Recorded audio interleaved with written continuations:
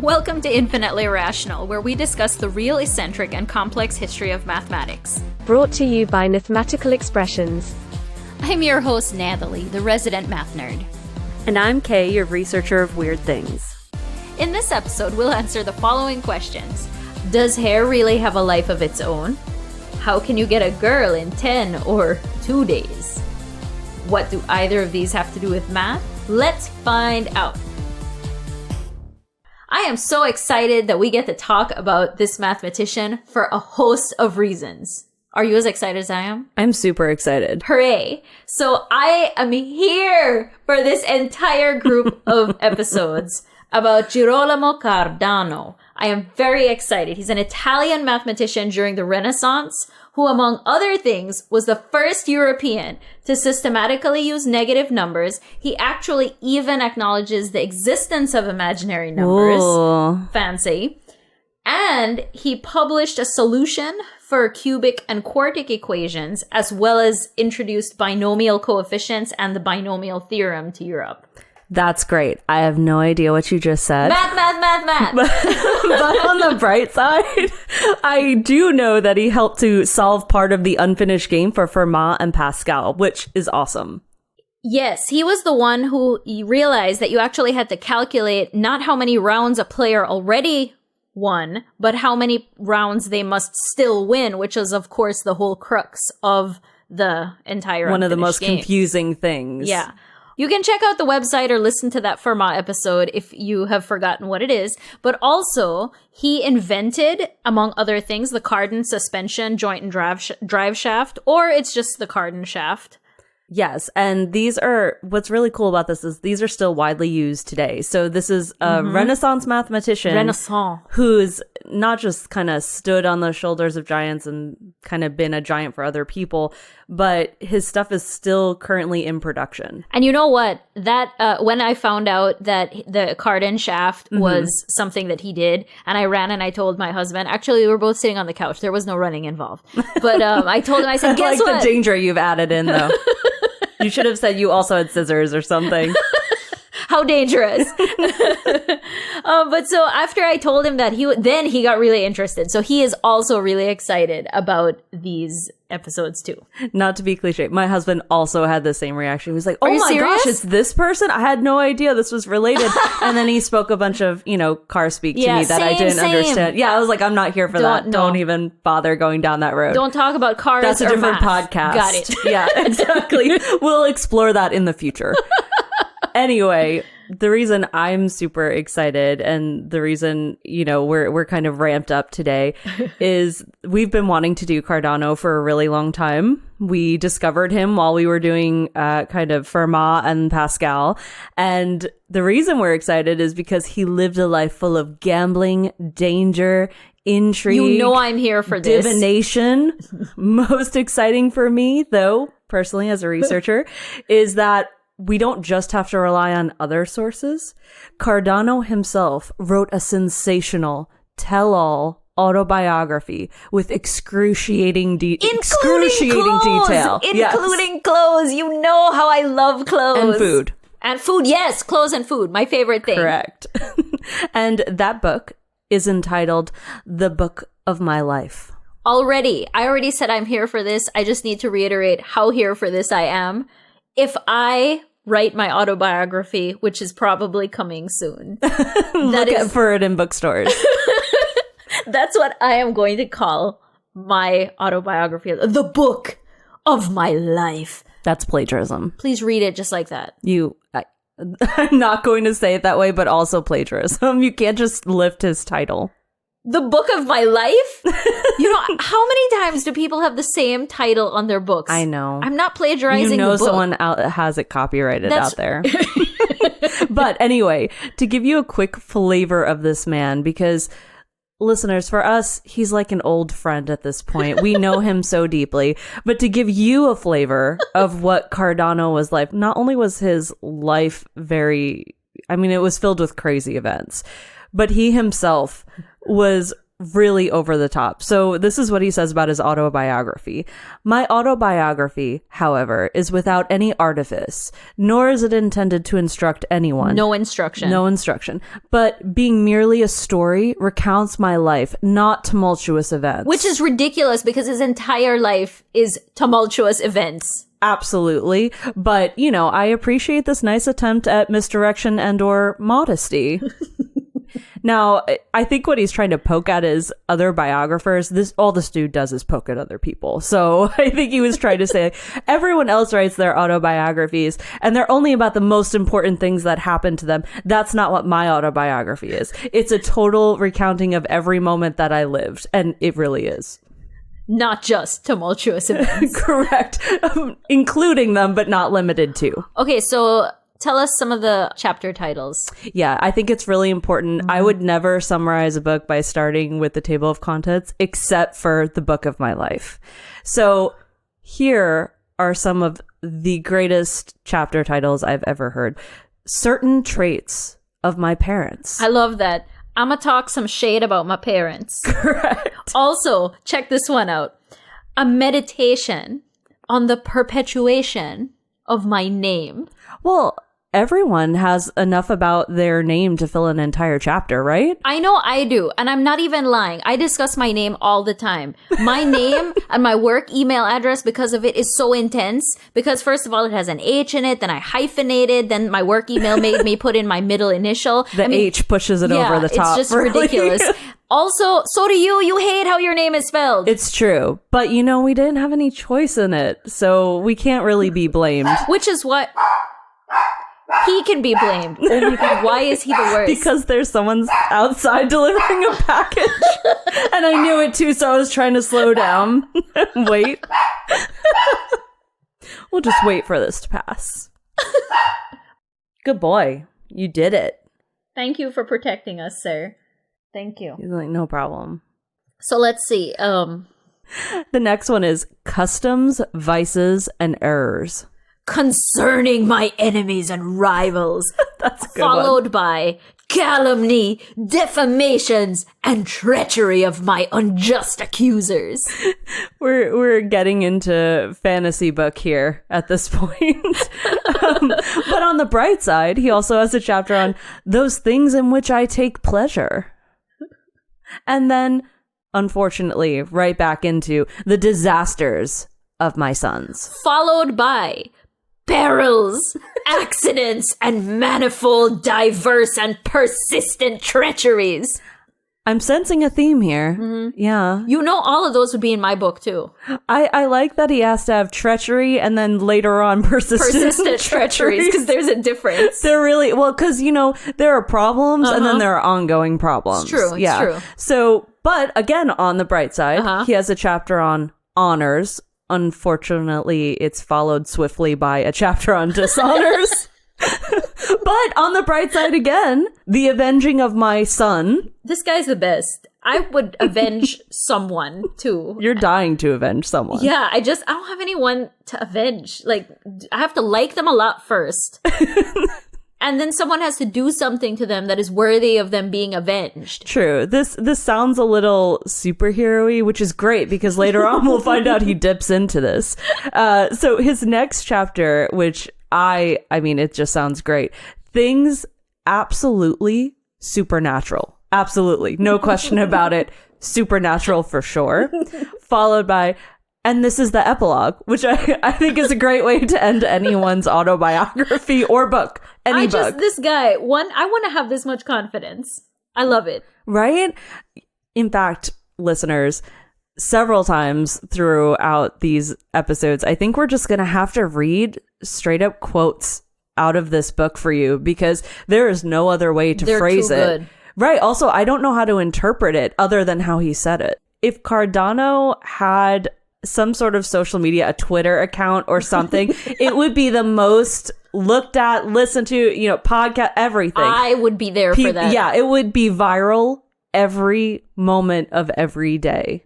Despite that, though, although it would be viral and very interesting, he also really, really needed an editor. I mean, severely, because his autobiography, listeners, I don't think you're ready for it. He recounts what seems like every single bodily action he has, from sweating to clearing his throat. I mean, I know everything about this man. Absolutely everything. So those were not the tumultuous events. No, that's the every breath he took recounting of his life. And what's interesting is we go from these mathematicians who we've only had the telephone game to hear about them to this guy who is, there's no mystery. We know everything that's ever happened. Literally, no mystery. Yeah, I mean, he commits a chapter and a full page, as well as sprinkling throughout the whole autobiography, just about things he likes to eat, which I know you loved. I did, but I mean, he's Italian, so is this really unexpected? Fair point. But, you know, I will say, having read that chapter, I do not agree with all of his assertions. Well, and you know, a lot of it I wouldn't even think to have put together, but you know, that's neither here nor there. I will address it in my autobiography. Oh, good. I'm glad. And you'll cite him. Yes. And talk about where he went astray. Correct. Good. He's also forever contradicting himself.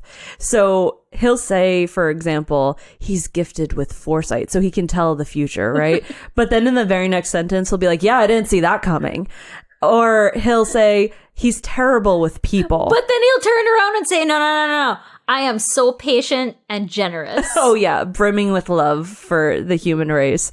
He'll say that he has guardian angels watching. He knows for sure, without a doubt, that he has guardian angels looking over him. But then all he talks about through his entire autobiography are his misfortunes and tumultuous events. Yeah. But listen, most importantly, he was drama from literally the day of his birth until the day of his death. Side note, fun fact, he and I share a birthday. Wow. And in case I haven't mentioned, I am here for this. And I need to know, am I equally dramatic? Because I aspire to be. Listeners, please tell us what you think. Once you've listened to all three of these, is our mathematician just as drama-filled as Cardano, or above or below? Less than, greater than, equal to? Please let us know. Nice using the math symbols. Right? I'm learning some things. Yes. Okay. So, actually, for once, you are not exaggerating. He really... I know what you're voting for. He really is drama from birth to death. So, let's start with his dramatic birth. So, his father, who... I know you recently have this great love of Italy and all things Italian, so I'll let you say his name. Fazio. His father had an affair with a younger widow who had 3 children, and she got pregnant. Intrigue! It is. But after she gets pregnant with him, the plague hits Milan, where she is. And then his father... Fazio. Correct, thank you. Moves her somewhere nearby him with wealthy friends so she can safely give birth. But it turns out that the first 3 children that the woman had when she left in Milan, they all died of the plague. Drama! Oh my gosh. So far, right, we have an affair, a pregnancy, having a child, you know, undercover somewhere else from her hometown, and then her children die of the plague. This is like a TV show. This is incredible. He's not even born yet. And this is all the drama that surrounds him. So he says that luckily, because of Mars and the moon and where they are currently positioned when he is born, he was nearly born a monster, but he wasn't. Thank God. Yeah, he was saved by Virgo and Mercury's positions. I appreciate that he's got all his astrological signs set up. He just knows... Oh man, this was paragraphs and paragraphs and paragraphs of astrological movements, and this thing could have meant that he was a monster, but this other thing could have meant he was fine. You could buy books online about the position of the stars at your birth and what that means for you your whole entire life. And I gotta be honest with you, I've never done that because I was always concerned that what if I read something and then I'd be like, it's like self-fulfilling prophecy, you know? So I was like, nah, I'm gonna live my life and be surprised every day of it. Well, what's weird is, and we'll talk more about this going forward, but Cardano really bought into stuff and then also wholesale said he did not. So on one hand, he'll say, I'm not into witchcraft or Wizardry. enchantments or this, that, or the other thing, but also astrology is really important. It's real. It's based in fact. So, by the way, if the positioning of the stars and the plague and all these other things were not enough drama for you, he nearly died during birth. I am so glad he didn't. He had so much more life to live. But the reason he almost died, and I've never heard of such a thing, but he nearly died because he had such luxurious black curls. These gorgeous locks, like Head and Shoulders, like commercial, like herbal essences, that kind of hair. He had so much when he was born that it nearly suffocated him during birth. Hair treachery! Yes, absolutely. I'm surprised that's not a chapter. I'm surprised that's not the first chapter in his autobiography. Right? You know, I have curly hair, and I agree that my curly hair, those curls have a life of their own. Will I have a good hair day? Will I not have a good hair day? I don't know. It's not up to me. It's really up to my hair.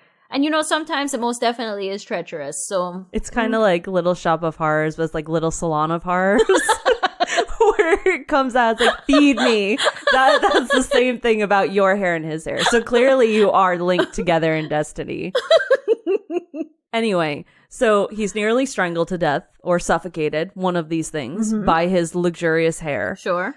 But get this, he survives. But Thank God. Yeah, but he needs to be... Thank Venus and Mercury. Virgo. Yes, yeah, Mercury and Virgo. Yeah, exactly. So he needs to be revived in a bath of warm wine, which might have been fatal to any other child. Might have been! I know the first thing that we do now in hospitals when a child comes out not breathing is douse them in warm wine. They have it ready on the side just in case. And then, by the way, just to add on to that and aside, again, because he has excruciating detail on everything, we find out that later on he also recounts how he was bathed in warm vinegar. Okay, 2 points here.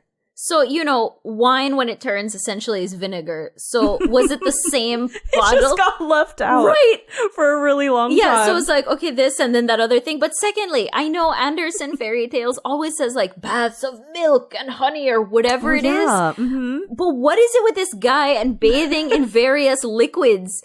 I mean, he's born and bathed in deadly, allegedly wine, less than a month old, and then in vinegar. I mean, did they just use whatever liquid they had handy? It was like, oh, grab the, what we have? Wine, because what respect... We're not going to drink that cheap one. Don't use that bottle. Self-respecting Italian does not have wine. It's true. You know, that's a really good point. In the fairy tales, when they're bathed in like milk and honey, those are generally princesses and princes. And I'm thinking right now of the story, The Seven Little Men in the Woods, by the way. So there you go. But generally, the good people are bathed in this way. He's bathed in old wine and vinegar. Nasty vinegar. Which would explain perhaps why he turned out the way that he did.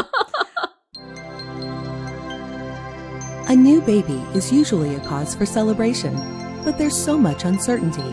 How can you know for sure that your child will be born human and not a tentacled monstrosity? The planets know. Gal, Mercury day in a retrograde. The little boy won't be human, but the baby hair won't go and be so long it will strangle her. Make sure you have the clippers ready, gal. Planetary rotation and star placement, in combination with secret mathematical computations, are used to calculate your bundle of joy's arrival. Soak in some warm wine. No, man, not the expensive stuff. The moon day in the 7th house. The all-knowing stars, the eternal planets. The galaxy has the answers. Call today. But anyway, so I think, you know, I'm going to pause here and say, I really love how you reenact his quotes. So I think from here on out, for as much as we can, I'm going to ask you to read out any quotes of his we have. I will take up the mantle and do the best I can to remain true to his memory. I will do this for us. Fantastic. So let's begin, right? Okay. So luckily Are you ready for this? did not deviate from the human form. Why am I like this as a person? He was born a human. In fact, the only issue he had in this Lovecraftian-like birth that he describes, again in detail, was... He was apparently maimed in the genitals. A direct quote, guys. Right, I don't know what the hair had to do with that, but anyway, that happened, and this maiming wasn't fixed or healed until he was 31. Wait, but is this like his uncle or whoever it was that had his sight restored at 80? Like this guy's genitals were restored at 31? Does stuff like this run in the family where you just get better the older you get? Like wine! That's a great point. Yes. So let's get right into his family, actually. So it does run in his family. His family seems to have body parts and other things drop off and then suddenly miraculously come back throughout his life. So the person who you're talking about is his cousin, and his cousin had sons at 80, which, by the way, if you think about the life expectancy of this period, 80. Most people weren't living until that point. Anyway, so he had sons at 80, and at that point, that same year, he miraculously recovers his sight. But was he like blind his whole life? I think we can assume some of it, but it doesn't say he was blind all his life. Anyway, so he also said that he heard that his cousin's kids, who he had them at 80, that they became giants, but I don't know if it's in height or deed. I think it has to be height because he says in the book of my life, he says that the kids are feeble, as if with their father's senility. I mean, this guy is great. Yeah, family reunions must have been so fun with this dude. Anyway, let's move on. So that's his cousins, right? So he has a grandfather. And when he describes his grandfather, he says, this same grandfather was in prison at a slightly different age from my own when I was in prison, although each of us was in his 70th year. Keeping up the family tradition. Also, he's so cavalier. All of us peeps love the jailhouse, also when we're old. Oh, yeah, 70! Yes! That's exactly what I was just going to say. So, jail followed swiftly by having children at 80. Swiftly as in a decade later, but yeah. Anyway... Moving on. So his father and mother. Fazio. Right? So we're going from the far out branches of the family tree and we're slowly coming into Cardano. We're funneling in. Correct. So his father. Fazio. Thank you. His father went around dressed in a purple cloak, which was weird for his community. So like Dumbledore. Pretty much. Old Dumbledore, not Jude Law Dumbledore. Right, not nice three-piece suit. Dumbledore. Dapper Dumbledore. Yeah, no. We're talking about much later when he really got his fashion sense. And in addition to his purple cloak, he had a black skull cap because of an injury as a kid. It wasn't a fashion choice. And the injury meant that he actually had parts of his bone, like his skull, removed. So he couldn't actually be without his skull cap. Yeah. Well, Gross. At least we know why the skull cap was mentioned. True. Again, clothes, I'm here for this. I'm so glad we have this first-hand knowledge of what he wore. And I appreciate that he felt the need to mention both the purple cloak and the black skull cap because the color scheme is so very Darkwing Duck. I really should have done a Control F on his autobiography and found how many times they talked about cloaks. But a majority, I feel like, of his autobiography is either talking about cloaks or teeth or urine, which we'll get into later. So anyway, to go back to his father, he shares some more important pieces of information about him. So his father stammered. He had a stammer. And also, get this, his father could see at night. Shout out to Hypatia. Which one of, she had winged eyes. Winged eyes. Could see at night. This is just confirmation. Yeah. Also, less fortunately, he lost all his teeth by 55. Pause. He lost parts of his body as he got older, but others were gaining things. So did he get anything back in return? Like maybe his eyesight or other parts? I'm afraid it doesn't say. But it does tell us later how he lost his teeth. But I'm not going to reveal it yet. teaser. Yes. He does talk about his father and say that he liked Euclid. I mean, all the cool people are acquainted with his works. We will be soon. Sure, and it wasn't even just kind of a passing interest. He says that his father studied so much that his shoulders actually became rounded over time. Also, his dad regularly chit-chatted with Leonardo da Vinci about geometry. Pausing. The Leonardo da Vinci. The Leo. He talked with him regularly. Mm-hmm. They were bros. They were in the same place. About geometry. That is amazing to me. Okay. Sorry. I just have to take a moment. It's like 3 degrees of separation between us now and Leonardo da Vinci. It's like our what is it? Where our Da Vinci number is like 3. I love it. So anyway, he shifts then from talking about his father to briefly talk about his mother. And when I say briefly, it's probably the least amount of words he spends on anything. Can I tell you what, or can I tell our listeners what Please. he says? Okay. He describes her as a fat, devout little woman. Not extraordinarily kind. Yeah, definitely not. And that's pretty much the beginning and end of what he says about her. He does say both parents have really fiery tempers and they're very inconsistent. Not like him at all. No, definitely not. Apple fell so far from the tree. Super far. Also, they say that he says that they're inconsistent even in loving him. But then, of course, in true Cardano... Certain traits of my parents. Correct. In true Cardano form, he then goes on and say, but also actually they spoiled him. My dad let me stay in bed until after 8 a.m. And he finishes this whole traits of my parents deal by saying that he really preferred his father because he thought he was more loving. So just to summarize, my parents are the worst, but my dad said I could sleep in, so I guess he's cool, I guess. Yeah.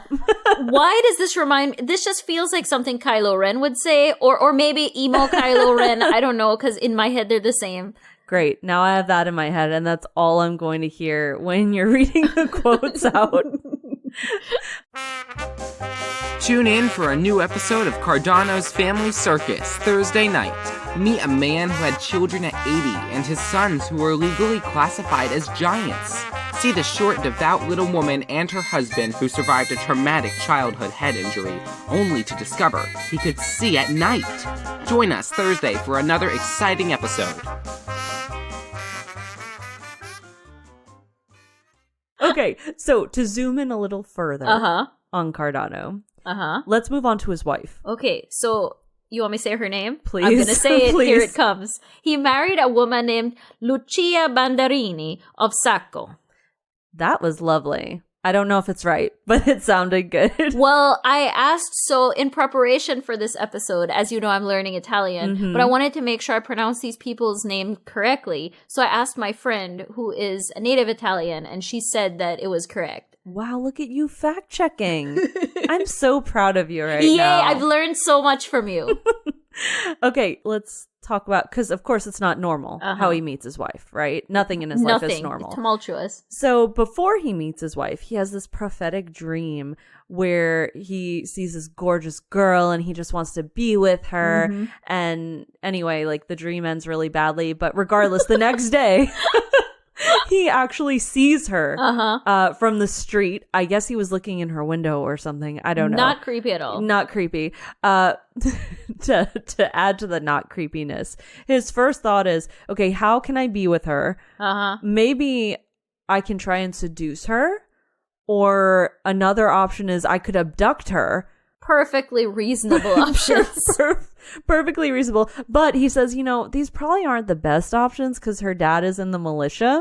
Why is this his first thought? This is like dial it up to 100. Right. He hasn't even spoken with this girl yet. So I'm going to seduce or abduct her. Those are the only options for me, obviously. Well, but it's because he was consumed with passion. Right. So he decides to pursue her. Actually, cool. There wasn't any drama. She liked him too. Turns out he didn't need to abduct her. Right. Thank God. Also, her parents were happy about it, so it all worked out. Very odd. Very much against his dream, but it might come true later on in his life. We'll see. So he gets married, right, to his dream woman. Yeah, sure. Which as an aside, all he talks about in his autobiography is how his marriage was doomed for failure and all these things, but he never says that they actually had any problems. All his misfortunes come from his children. But anyway, I'm sure it was wonderful to live with. So let's move on to his children. He had 2 sons and a daughter. And how does he describe his feelings for his kids? Insane love. Not normal love. Insane. Not parental love. Not intense love. Insane. Insane love. Also, his oldest son, Giambattista, looked like Cardano's father, except, he says, the lad was quicker with his tongue. In other words, my kid's a turd. So I'm going to just summarize here his description of his son, his oldest son. He also, in addition to, my kid's a jerk, he also describes him as being a hunchback kid, deaf in one ear, with connected toes and white restless eyes. Who He's describes a looker. their child like this? Well, wait till you hear how he describes himself. I mean, it's the opposite of, like people show you their baby pictures, like, look at my cute child. And you're like, yes, adorable, because what do you say? But they all look kind of the same. Like, I hate to say that. It's so true, though. Especially in the beginning. But then they grow into being cute people. Right. So anyway, I want to talk about this son for a bit, though. He ends up marrying a woman named Brandonia di Seroni. Her and her family, they actually tried extorting Giambattista and Cardano. What a winner. Yes. So then she publicly mocked her husband for not being the father of their 3 children.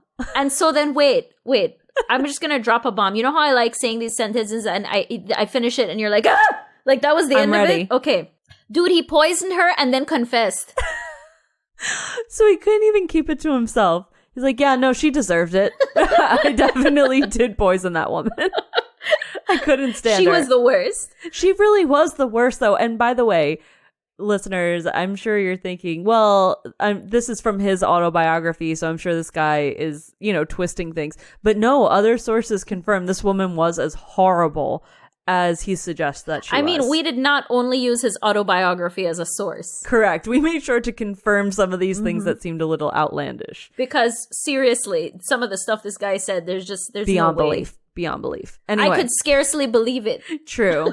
So, his son gets locked up, clearly, because he poisoned his wife and killed her. So he does his best to help his son, right? Yeah. He hires lawyers and all these things. But, I mean, the dude already confessed. Right. What are you going to do? Yeah, and I'm sure the interrogation techniques did not lend themselves to him going back on his confession. Dude, have you read, so there's this book called The Monster of Florence, which by the way is an amazing book, but it talks about the Italian justice system and even gets into like the Amanda Knox I story. can't imagine. It is intense. But so I mean, so clearly this guy, I mean, he already had his future was written out. Yeah.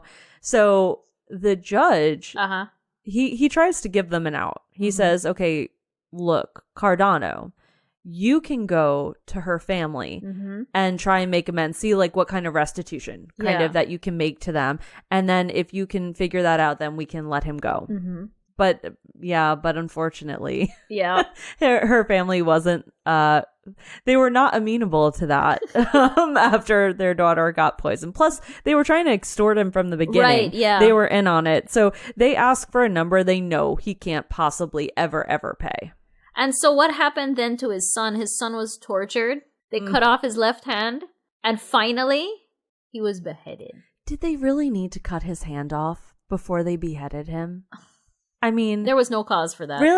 Really? I mean, he didn't steal. Like, isn't that what you do for thieves? I thought the same thing. I was immediately thinking like Aladdin. I was like, why did he get his hand cut off? I guess I didn't do enough research into the Italian justice system in the Renaissance and why they might cut a dude's hand up. Maybe for poisoning. I can't see why. And he had confessed. Like they weren't trying to get a confession out of him. He had already said it. And they followed with beheading. Lead with that. Right? I mean, that kind of takes care of it. Anyway.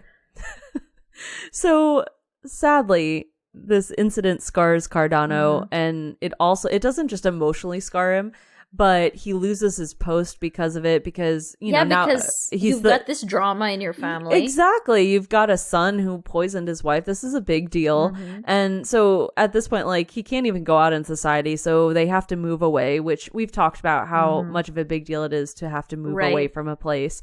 And so he actually takes his two of his grandchildren from this son and he takes them to raise. But his granddaughter and grandson both die. Tumultuous events. He doesn't even go into how they died. He doesn't really say. And he also says the baby's nurse died. Oh my gosh. Like, now I'm like, did you poison them though? Right? I'm so confused because, again, he tells us people get poisoned and that things hit them and that, you know, they had accidents in carts. He tells us about everything. He recounts everything in exhaustive detail, more than we ever want to know. And then he's like, also these randos died. Pretty much. Yeah, he just doesn't even discuss it. You know, so his other son, Aldo, was an even worse gambler than he was, than Cardano was. Yeah, because Cardano was all about the gambling. Oh, yeah. So the other son, he lost everything he owned. And so he broke into his dad's house and he stole cash and jewelry. So you got to think here, another winning son. Correct, right? You've got the poisoner and then you've got the thief. And I guess it wasn't like the dude who broke into Pythagoras' house and like fled, refusing to speak of the horrors he saw. Right. But so, yeah. Okay, so I feel really bad for Cardano at this point. You know, his favorite son, and he does say, by the way, that it's his favorite son, poisons a woman, gets his hand chopped off, beheaded. Other lesser liked son. Well, he still has one more. There's like a 33.33 chance that the daughter will turn out okay. True. The son, the second son ends up stealing from him and all these things. Right. He, unlike the first son where he sends lawyers and things to help him, he actually turns his second son in more than one time. Well, that's what he learned from the first son. I guess so. He was trying to be different. You gonna learn. Right. You're gonna learn from your mistakes. So he turns him in. He cuts him off from the family fortune. Eventually, his son is even banished from Bologna. Now, that's pretty harsh, but I also understand if the dude was ransacking my house, I would probably also cut him off. But his daughter, you mentioned, right? That we could have some good moments here. And the truth is, he really doesn't talk about his daughter very much other than to say... Because there's no tumultuous events. Right, that she was good. She got married to a wealthy and distinguished man, but she was barren. She couldn't have any children. Thing one, of course it's the woman that is A-okay. Yeah, she's like, please just get me away from this crazy family. Okay, so we've talked about his family and his birth, but what about him? Well, we're going to dig into that in our next episode. So excited. It's going to be amazing. Thanks for joining us for today's episode of Infinitely Irrational. For more fun, the research and math behind this episode, visit us on the web at www.infinitelyirrational.com. This episode was edited by Mathematical Expressions. This episode was written and narrated by Mathematical Expressions and Kay. Research for this episode was compiled by Kay. See you next time!